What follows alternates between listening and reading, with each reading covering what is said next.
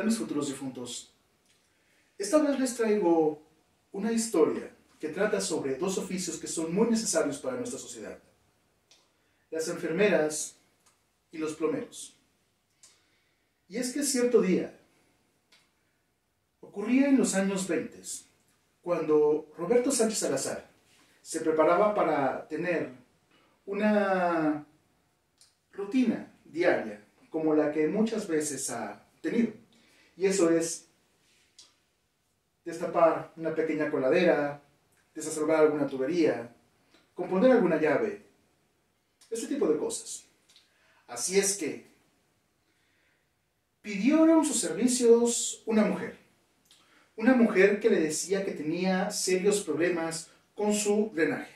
Así es que acudió y fue pues que empezó a ver que el problema se tenía detrás del retrete. Así es que lo tuvo que desarmar. Cuando pudo ver el orificio del caño, empezó a ver que había un tapón. Empezó a hacer uso de sus artilugios, y es que al quitar el tapón, de pronto se quedó horrorizado. Se quedó horrorizado porque lo que alcanzó a destapar fueron restos de cuerpos de niños que estaban enredados con gasas. Así es que de pronto él le dijo que no quería saber más del caso y que la iba a denunciar a la policía. Ella dijo: tienes dos opciones. Puedes ir a la policía, puedes denunciarme si quieres, pero yo voy a decir que no es la primera vez que me ayudas y que de hecho te convertiste en mi cómplice por hacerme estos servicios varias veces. O la segunda: te puedo pagar muy bien por tu silencio y te puedo pagar muy bien por tus servicios. Eran tiempos difíciles económicamente, así que Roberto aceptó el trato económico. No fueron ni una ni dos, sino varias veces que esta mujer tuvo el mismo problema. Y es que la protagonista de la historia, esta enfermera llamada Felicita Sánchez Aguilón, empezó en Veracruz. Desde pequeña tuvo una infancia muy difícil. Los maltratos de su madre eran cada vez más constantes, haciéndole ver, por supuesto, que era una niña para nada deseada. De pronto, ella empezó a tener ciertos comportamientos, teniendo el gusto por maltratar a los animales y aún así asesinándolos, envenenándolos, y gustaba de ver el sufrimiento de los animales en su agonía. Posteriormente ella creció y se matriculó en la carrera de enfermería, de la cual se graduó. Tuvo una pareja, Carlos Conde, con quien procrearía dos gemelas. Las dificultades económicas aumentaban y convenció al marido de venderlas. Así es que cuando el marido no pudo con el remordimiento y le exigió a Felicitas saber a quiénes se las habían vendido, nunca quiso decirlo, lo cual terminó en una fractura de aquel matrimonio. Empezó a ofrecer sus servicios como partera. Así es que varias mujeres empezaban a acudir con ella. Ella empezaba a trabajar en este macabro arte. Así es que mujeres que inclusive iban con apenas 2 semanas para que incluso dieran a luz, ella les administraba ciertos medicamentos que hacían la labor de expulsar al producto. En algunas ocasiones, aquellos niños, algunos lograron sobrevivir. Y ella empezó a hacer de eso un negocio, ofreciéndolos a familias que no podían tener descendencia. Posteriormente, se hizo de un dinero con lo cual en 1910 migró a la Ciudad de México. Y pudo rentar un pequeño departamento en la colonia Roma, en la calle de Salamanca número 9. Así es que empezó ahí con el mismo negocio. Poco a poco, mujeres iban a visitarla, y no solamente de el menor estrato, sino lo que empezó a levantar sospechas era de que mujeres de alta alcurnia, adineradas, iban a verla.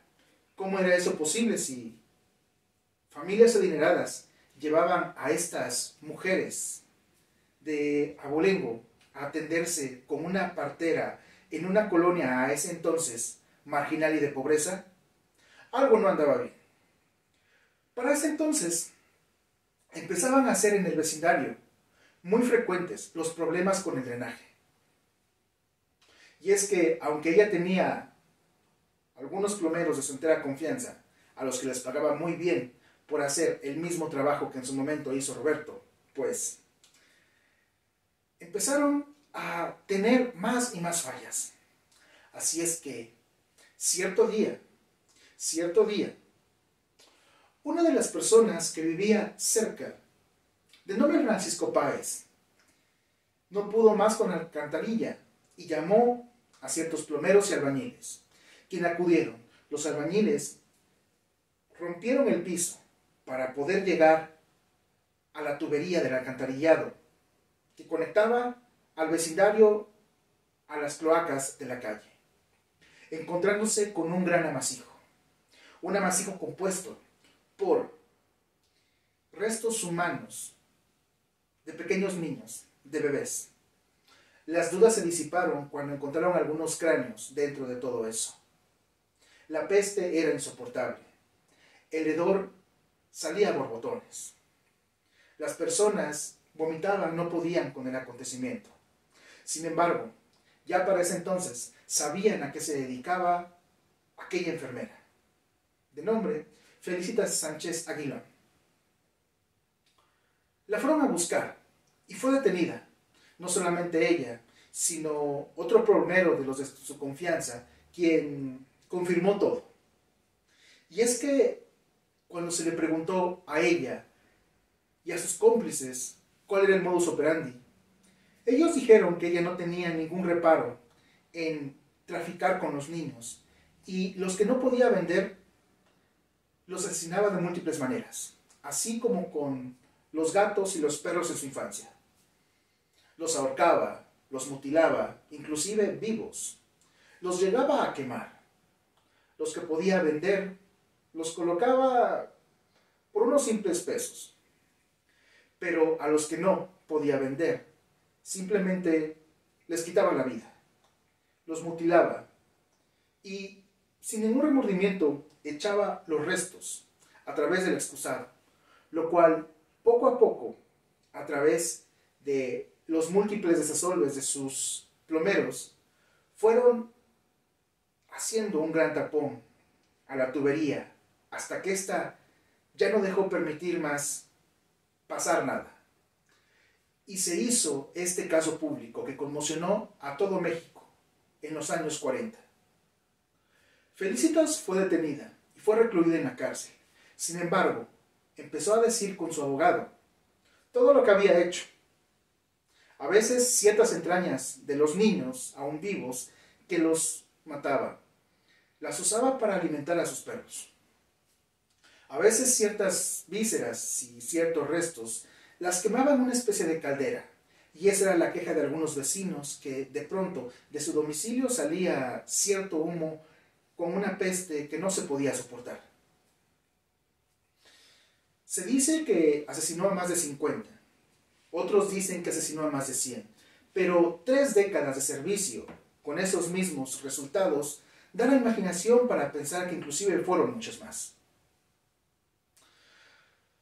Sin embargo, hizo una amenaza a toda su clientela, y es que iba a publicar los nombres de todas las personas de alto abolengo que habían ido a pedir sus servicios, lo cual en ese entonces hubiera sido una mayor conmoción a la sociedad mexicana, por lo cual esas personas movieron ciertas influencias para que saliera libre a los 3 meses. Sin embargo, todo había acabado ya para Felicitas. Era conocida por todo México y era odiada por todo México. No tenía un sitio donde pudiese alcanzar la paz. así que decidió suicidarse un 16 de junio de 1941. Fin de la historia. Literatura a recomendar: Caníbales, 13 relatos de antropófagos por José Luis Trueba Lara. Excelente recomendación para quienes gustan de gustos culinarios un tanto diferentes. Espero les haya gustado la historia. Esperen la próxima, que es la más atroz y más oscura que hasta el momento haya contado en el canal, que más o menos llevan 30 historias. Pero la que viene, si bien no tiene asesinatos, tiene una mente muy oscura y muy enferma. Espérala próximamente. Hasta luego.